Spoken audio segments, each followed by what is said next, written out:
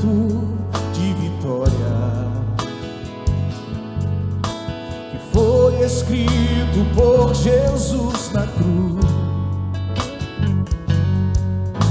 Um canto lindo que mudou a história e que ao mundo em trevas trouxe a luz. Eu tenho em mim um canto de esperança que a todos eu preciso proclamar.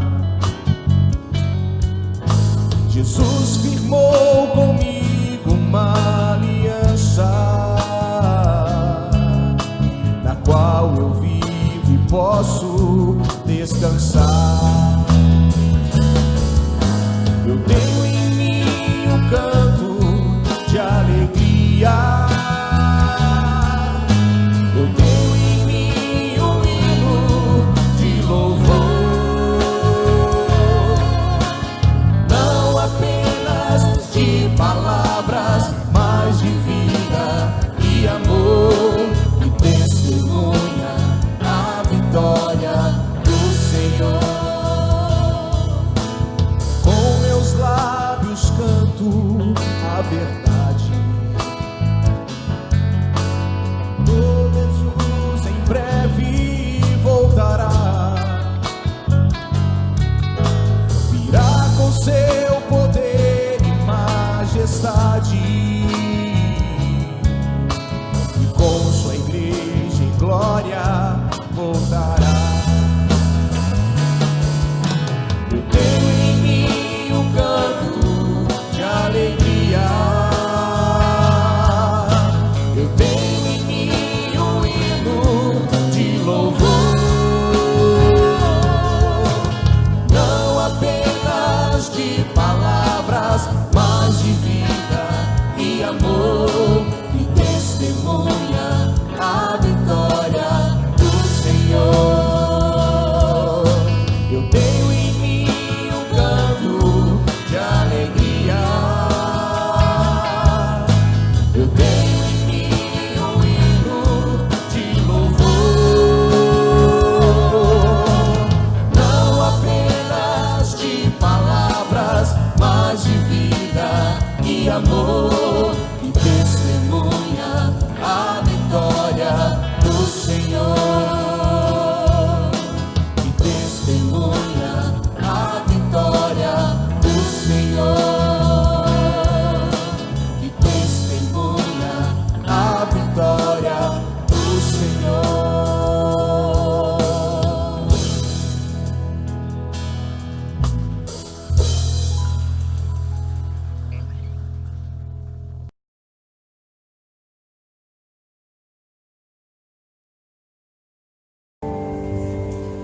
Além do rio azul, as ruas são de olhos de cristais. Ali tudo é vida, ali tudo é paz, morte e choro, nunca mais. Tristeza e amor, nunca mais. Lembram de mim na vida,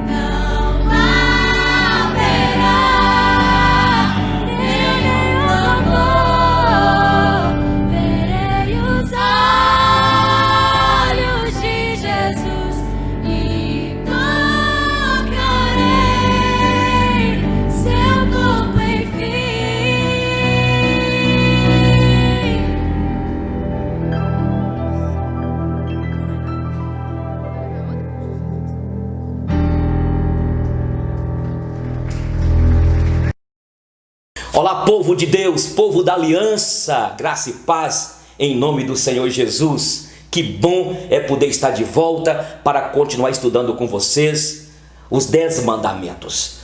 Oh, como eu tenho crescido, como eu tenho aprendido. Você tem de mandar as perguntas. Tem gente devendo ainda para você receber aí o seu certificado que você fez com a gente aqui, comigo, o estudo no livro de Apocalipse. Mas como que está você? Eu louvo a Deus pela sua vida, eu louvo a Deus, eu sempre tenho falado isso aqui, pela tua fidelidade, por você estar conosco aqui. Hoje nós iremos falar o 9º mandamento: não dirás falso testemunho contra o teu próximo, contra o teu irmão. Nós temos falado aqui que as 2 tábuas, as 2 pedras dos mandamentos, das 10 palavras, é como se fosse um contrato de casamento. Tem 2 vias, e quando Moisés desce com aquele contrato, onde Deus estabelece uma aliança com o seu povo, e aquelas 10 palavras, aqueles 10 mandamentos, Deus estava reivindicando do seu povo eleito, da sua noiva, santidade, porque Ele é um Deus santo, e Ele estabelece um pacto com o seu povo. E temos referido aqui o seguinte, que os 4 primeiros mandamentos é a relação entre a igreja, a noiva do Senhor e Ele. Não terás outros deuses perante mim, não farás para ti imagem de escultura, não tomarás o nome do Senhor teu Deus em vão, não exponha o nome santo do Senhor, e guarda o sábado para santificar. E tenho falado aqui que estamos debaixo, sim, dos mandamentos. Nós não estamos debaixo da maldição da lei. E temos falado que antes das 10 palavras, antes daquele contrato que Deus escreveu com o seu próprio dedo que está aqui, já existia antes mandamentos. Na Bíblia, no Novo Testamento, o Novo Testamento está cheio de mandamentos. Nós somos um povo escolhido para viver neste mundo, resgatado das trevas, de uma vida de superstição, de idolatria, uma vida errante. Vivíamos como filhos da desobediência, mas agora o Senhor nos salvou pela sua graça. O Deus que nos elegeu desde antes da fundação do mundo e já havia escrito o meu nome e o seu nome no livro da vida, Ele requer que nós obedeçamos, sim, os seus mandamentos, que não são somente os 10, não são somente os 10 mandamentos. Mas a segunda parte da tábua, daquele contrato, é a relação minha com o meu próximo. E nós falamos aqui: honra teu pai e a tua mãe, não assassinarás, a ideia de não matarás, não assassinarás e não adulterarás. Vamos trabalhando cada parte. E hoje, não dirás falso testemunho. Antes eu quero orar por você, para que Deus nos abençoe. Pai, muito obrigado pela tua palavra, que é viva, é penetrante como espada de 2 gumes, ao ponto de dividir a nossa alma, o espírito, nos colocar num paredão, nos confrontar com os nossos pecados. Ela divide a nossa medula, a nossa espinha dorsal, as nossas juntas, e ela é apta para discernir os nossos pensamentos e os propósitos do nosso coração. Portanto, me usa agora, corrija-me, corrija-nos, que esta palavra que nós iremos compartilhar aqui possa produzir efeitos, transformação, possa conduzir o meu irmão, a minha irmã, mas acima de tudo me conduzir. Livra-me, Senhor, livra-me de cair, livra-me, Senhor, de condenar o meu irmão. Que as palavras dos meus lábios e que o meditar do meu coração sejam agradáveis à tua presença, meu Senhor, meu escudo, minha cidadela, meu Deus forte, nosso pastor. É em teu nome, Jesus. Amém. Amém, queridos. Não dirás falso testemunho contra o seu irmão. Nós vivemos numa época difícil, numa democracia no Brasil, numa situação do mundo onde a internet virou os valores virou o mundo de cabeça para baixo. Os valores têm sido corrompidos, distorcidos. O que dizer das fake news, até mesmo dentro da igreja, as mentiras, as calúnias, as difamações. O que dizer das injúrias que estão sendo colocadas. Hoje todo mundo quer ser importante. Pega que o WhatsApp tem de graça na internet um canal e fala do outro sem ter provas. E eu quero falar com os irmãos sobre isso, porque no nosso Código Penal, no artigo 148, 149, 150, fala sobre a injúria, sobre a calúnia, sobre a difamação. Esses 3 crimes, e que tem acontecido dentro do arraial do povo de Deus. E eu quero citar o que Einstein declarou. Eu sempre digo isso, porque a maioria de nós gosta de olhar mais para fora do que para dentro de si mesmo. Nós vamos estudar aqui hoje e mostrar para vocês, amados, que a Bíblia nos ensina que eu e você não fomos chamados para acusar o outro, para julgar o meu irmão. O próprio Jesus, ele não veio para julgar, ele veio para salvar. E Tiago fala sobre isso. Não sejais juízes uns dos outros. E Mateus capítulo 7, versículo 1 fala: não julgueis para que não sejais julgados. Quanto mexerico, quanto disse-me disse na Bíblia. Agora você vê aí, Êxodo capítulo 23. Êxodo capítulo 23.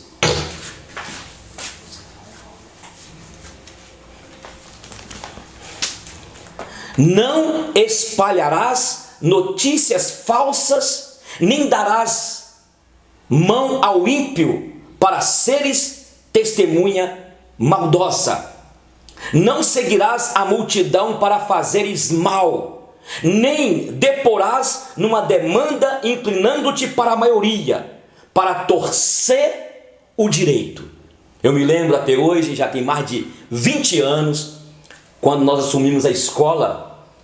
Na época era um projeto, e quando o nosso presbítero Lorival nos passou, eu me lembro que uma mulher que foi demitida, ele demitiu aquela que dizia ser irmã, e ela levou na época a escola na justiça pedindo um valor exorbitante. Mas ela conseguiu testemunhas e conseguiu também, o próprio advogado dela preencheu aquela peça, porque é chamado de peça, para defendê-la, falando de hora extras, falando de tanta mentira. E eu falei, meu Deus, eu fui orar e falei com Deus: Senhor, se eu posso julgar esta causa, ela está mentindo com o advogado dela que diz que é crente, e ela diz que é crente também. E eu ousei falar uma coisa com ela, falei assim: olha, você está levando um dinheiro injusto, e você não vai fazer nada com esse dinheiro. E na verdade, ela mentiu juntamente com o advogado dela, e passou muito tempo. Ela veio amarga, pedindo perdão, porque a vida dela virou de cabeça para baixo. Queridos, tudo que nós plantamos, nós colhemos com a mentirada. Essa questão de injúria, difamação e calúnia, que eu lhes disse, que faz parte do Código Penal. E o que diz? Que é os crimes contra a honra. Os crimes contra a honra definidos no Código Penal são: primeiro, calúnia, artigo 138, difamação, artigo 139, e injúria, artigo 140. Também tipificados em leis especiais, bem como o Código Militar, o Código Eleitoral, a Lei de Segurança Nacional. Nós temos de ter cuidado, e é o que este mandamento nos adverte, porque Deus nos fez a sua imagem e semelhança, e nos fez com capacidade de relacionar, mas por causa do pecado, essa tendência pecaminosa marca dentro de nós de guardar ressentimento, guardar vingança, guardar ódio. Há em mim e você, não temos como fugir, o prazer de querer ouvir da vida do outro. E esquecemos que todos nós somos farinha do mesmo saco, somos sujeitos aos mesmos pecados que o outro comete e acabamos expondo o outro. Eu já vi casos levados para tribunais de igreja que o líder não teve sabedoria e expôs aquele casal, expôs aquela família. Por isso que a gente tem que ter muito cuidado quando você ouvir falar de alguém, seja daquela irmã, daquela mulher, daquele homem, sem provas. O cuidado de peneirar para que você não faça parte desta, eu diria, dessa teia de mentiras, de calúnias, e quando aquela pessoa está magoada com a outra, é aquele cara que não dá bem com aquele outro e acaba tecendo comentários maldosos, e por você gostar desse primeiro que tem ódio do outro, você acaba olhando indiferente do outro e passa para frente aquilo que não tem provas. Veja bem, crimes contra a honra, presta atenção, minha irmã, meu irmão. Calúnia, imputação falsa de um fato criminoso a alguém. Logo, deverá existir alguma descrição correspondente no texto, na lei. Por exemplo, praticará o crime de calúnia se A dizer que B furtou a bicicleta de C, sendo que este fato não é verdadeiro. Difamação, imputação de fato ofensivo à reputação de alguém. O que se busca é desacreditar a vítima, a pessoa caluniada ou difamada, mas sem atribuir a ela fato criminoso. É o caso, por exemplo, do dono de uma determinada loja dizer que seu funcionário foi trabalhar embriagado. Ele mente, ele está difamando, ele está, na verdade, vilipendiando a honra do funcionário. Injúria, qualquer ofensa à dignidade de alguém. Não se imputa fato, mas qualidade negativa, que ofende a dignidade ou o decoro. É o caso, por exemplo, a dizer para B que ele é um charlatão. Eu repito aqui, existem os crimes contra a honra, a dignidade daquele irmão, daquela pessoa. Vejam, calúnia, difamação, injúria, está no nosso Código Penal, o artigo 138, 139 e 140, e lá tem as penas, prisão, você tem de pagar, depende, caro, por danos morais. Isso é perigoso demais. Nós devemos, como cristãos, além de estar aqui na palavra, Deus deixou aí os legisladores para poder fazerem leis para que vivamos numa sociedade ordeira. Você tem de honrar o teu próximo. Nós temos que ter muito cuidado com essa língua, que é fogo, que é mundo de iniquidade, veneno mortífero. Nós vamos falar depois no final sobre isso. Não espalharás notícias falsas, mentirosas, que difama, que calunia, que vilipendia a honra, a moral, a dignidade daquele homem, daquele pai de família. Nós não podemos expor as pessoas assim. Mas deixa para você ver, Provérbios capítulo 19, dá uma olhadinha aí, Provérbios capítulo 19, 9, 8 e 9. O que adquire entendimento, ama a sua alma. O que adquire entendimento, ama a sua alma. O que conserva a inteligência, acha o bem. A falsa testemunha não fica impune. E o que profere mentiras, perece. Gálatas capítulo 6 fala que tudo que eu planto eu colho. O salmista orou pedindo a Deus: Senhor, livra os meus lábios, livra minha alma das angústias. E que angústia que ele fala num contexto, em um momento, ele fala exatamente para não passar para frente e falar da vida do outro. Olha para você ver Provérbios capítulo 6, versículo 16. Estamos estudando aqui o 9º mandamento: não dirás falso testemunho contra o teu próximo. Quando você for convidado para ir diante de um juiz, para expor uma situação, seja de um vizinho, de um parente. Cuidado, para que você não vá lá para mentir. E é preferível você perder aquele que está te convidando para que você testemunhe, que diz que é o seu amigo e quer mentir, e quer ganhar, e quer adquirir a vitória, a demanda com mentiras. E Deus vê, Deus sabe de tudo, Ele prescruta a nossa interioridade. Olha para você ver o que diz aqui, Provérbios capítulo 6, versículo 16. Isso é sério, gente. 6 coisas o Senhor aborrece, e a 7ª a sua alma abomina. Primeiro, olhos altivos, língua mentirosa, mãos que derramam sangue inocente, coração que trama projetos iníquos, pés que se apressam para correr para o mal, testemunha falsa que profere mentiras, e o que semeia contendas entre os irmãos. Alguns pontos aqui importantes. Aqui fala, versículo 17, língua mentirosa.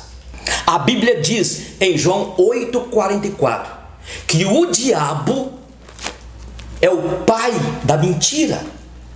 Você não é filho do diabo. Quando você mente, você está exatamente representando o caráter de alguém que vive pecando desde o princípio. João 8,44 fala: nós somos filhos de um Deus que é reto, que é santo, imutável. O perigo de nós, aqui fala, no versículo 18, que Deus aborrece coração que trama projetos iníquos. Tem gente que inventa. Caluniar é isso, é inventar. A pessoa começa a criar na cabeça algo. Eu estou desconfiado, viu, que aquela mulher está traindo aquele homem. Eu estou desconfiado que fulano que roubou aquilo. Eu estou desconfiado. Isso e aí começa a tramar na cabeça. Talvez a pessoa também teve um problema, um conflito com um amigo ou algum parente, e aí ele começa a tramar alguma mentira para poder detonar, e começa a caluniar aquela pessoa, e pode usar você, e pode me usar. Aqui diz também, pés que apressam a correr para o mal. Muitas vezes a gente corre, a gente vai querendo saber, procura na televisão para saber uma notícia, para ver o mal que está acontecendo com aquela pessoa. A gente apressa. Isso não é de Deus, não. Aqui fala 19, testemunha falsa que profere mentiras, e o que semeia contenda entre irmãos. Cuidado da sua família, cuidado na igreja, cuidado no ministério de louvor, cuidado. Tem aquelas pessoas que começam a semear, vai semeando a contenda, e eu já vi casamentos que acabaram, famílias que foram totalmente enfrentou totalmente hostilidades, inimizades, por causa do semear contendas. Agora olha para você ver, Efésios capítulo 4, Novo Testamento, Efésios capítulo 4, veja para você ver o versículo 25, olha o que diz: por isso, deixando a mentira, fala cada um a verdade com o seu próximo, porque somos membros uns dos outros. E é verdade que não pode fazer isso, não. Eu sou verdadeiro, viu? Se eu tiver que falar, eu falo na cara. Comigo é assim, doa o que doer. Pode doer, eu falo a verdade. Isso é estupidez, isto é insensatez. Jesus ensina diferente. A palavra do Senhor nos fala que quando você for confrontar alguém, você tem de confrontar com um profundo sentimento de oração e de amor. E não pode expor a pessoa. Falar a verdade tem que saber a hora, sem saber o momento. Porque do outro lado tem alguém que tem sentimentos, do outro lado tem alguém que tem honra. E tem horas que falar a verdade, você vai expor a pessoa de tal forma que pode sobrar para você. E de repente você pode se tornar na vida daquela pessoa uma desgraça por falta de sabedoria e discernimento. Jesus nos ensina a saber tratar os nossos problemas com amor. Espera o tempo. Não é falar a verdade aqui, é saber como falar. O tempo de falar. Dá para você olhar comigo aí agora? Tiago, capítulo 4, versículo 11. A maledicência é condenada. Irmãos, não faleis mal uns dos outros. Aquele que fala mal do irmão ou julga a seu irmão, fala mal da lei e julga a lei. Ora, se julgas a lei, não és observador da lei, mas juiz. Oh, irmãos, eu tenho pedido a Deus, me livra de falar mal dos meus irmãos. E cuidado quando alguém aproxima para tecer comentários maldosos contra aquele irmão, aquela pessoa. Você pode ficar certo que esta pessoa não é de confiança e ela vai falar mal de você para outro. Eu lhes compartilhei tem tempo, um mês mais ou menos ou mais, sobre Aitofel. Aitofel porque Davi caiu com Betseba. Aitofel era avô de Betseba, pai de Eliã. E ele guardou o ressentimento há tanto tempo. E ele começou a fazer joguinhos com Davi. Ele era conselheiro de Davi. Só que ele aconselhava Davi e aconselhava Absalão, filho de Davi, porque Davi teve um problema com Absalão. Absalão havia matado o seu próprio irmão. E Absalão queria assumir o lugar de Davi no trono. E Aitofel ficava levando e trazendo. Ele falava mal de Absalão para Davi e falava mal de Davi para Absalão. Ele ficava jogando. Quantas vezes na igreja tem pessoas assim? Aquela pessoa que chega na tua casa para poder falar do outro, aí ele vai no outro e fala de você para o outro. E começa a jogar. Isso é satânico, isso é diabólico. Eu sempre tenho argumentado o seguinte, eu pergunto para você aí, a Daiane, eu vou na sua casa te visitar. Eu faço a visita lá, o que eu fui fazer lá foi ler a Bíblia e orar por você, eu devo ir embora. Por isso que a Bíblia diz em Provérbios 25:17, não vá na casa do teu irmão com frequência, para que ele não canse de ti, para que ele não aborreça de ti. Não sejas frequente à casa do teu irmão, eu diria, para que você não converse além do que é necessário. Nós temos um coração ruim, uma tendência para envolver com mexericos, para envolver com a vida do outro. Eu também sou assim, todos nós o somos. Então eu sempre digo o seguinte, alguém fala assim, pastor, o senhor vai pouco na casa das pessoas. Claro, o que eu vou ficar fazendo de casa em casa? O que eu fico fazendo de casa em casa? Eu até argumento que o pregador, o pastor, ele deve ir quase nada na casa dos membros. Sabe por quê? Porque de repente eu prego uma coisa na igreja e de repente aquilo que eu preguei caiu exatamente para aquela família que eu visitei na semana e eles vão pensar que eu estou falando, expondo um problema que talvez eu nem sabia, nem foi tratado na casa. Essa é a minha argumentação. Pastor não precisa ficar na casa de membro dia e noite não, gente. Pastor deve ir na casa do membro quando há um problema sério a ser tratado, é um problema sério na perspectiva espiritual, e quando é um problema psicológico, que vai pagar um psicólogo, um psiquiatra para tratar. É muito chato isso. É isso que Provérbios 25:17 fala. Não vá com frequência, porque nós corremos o risco de acabar ficando falando mal um dos outros. Olha o que diz a Bíblia. Dá uma olhadinha para você ver o capítulo 3 de Tiago. Aqui fala assim, olha. Capítulo 3, versículo 2. Porque todos tropeçamos em muitas coisas. Se alguém não tropeça no falar, é perfeito varão, capaz de refrear também todo o corpo. Ora, se pomos freios na boca dos cavalos para nos obedecerem, também lhes dirigiremos o corpo inteiro. Olha o que diz agora. Assim também a língua, pequeno órgão, se gaba de grandes coisas. Vede como a fagulha põe em brasas tão grande selva. Ora, a língua é fogo, é mundo de iniquidade. A língua está situada entre os membros de nosso corpo e contamina o corpo inteiro. E não se só põe em chamas toda a carreira da existência de alguém, como também é posta ela mesma em chamas pelo inferno. Pois toda espécie de feras, de aves, de répteis e de seres marinhos se doma e tem sido domado pelo ser humano. A língua, porém, nenhum dos homens é capaz de domar. É mal incontido, carregado de veneno mortífero. Com ela bendizemos ao Senhor e Pai. Com ela amaldiçoamos os homens feitos à semelhança de Deus. De uma só boca sai bênção e maldição.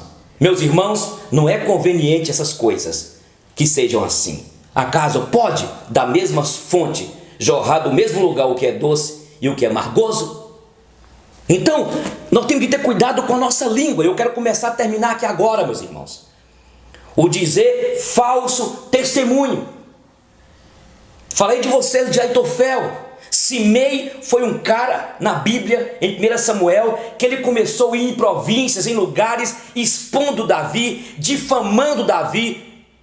Quando aconteceu todo aquele problema com a família de Davi, o adultério, ele começou a sair expondo Davi. E depois Simei morreu de uma maneira horrenda. Porque é o que a Bíblia fala. De repente nós poderemos colocar a nossa vida no inferno por causa da língua, da difamação, da calúnia, da injúria. Eu quero começar a terminar e quero voltar a dizer para você, meu irmão.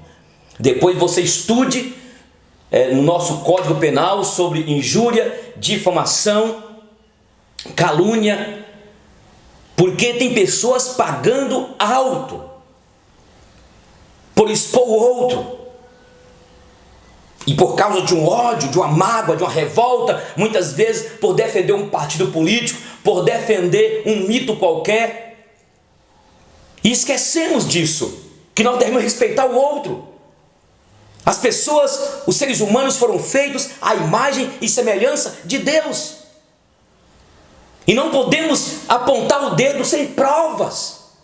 E isso acontece, eu repito, dentro da igreja. Cuidado, quando você ficar sabendo alguma coisa de um parente seu, não fique passando para frente.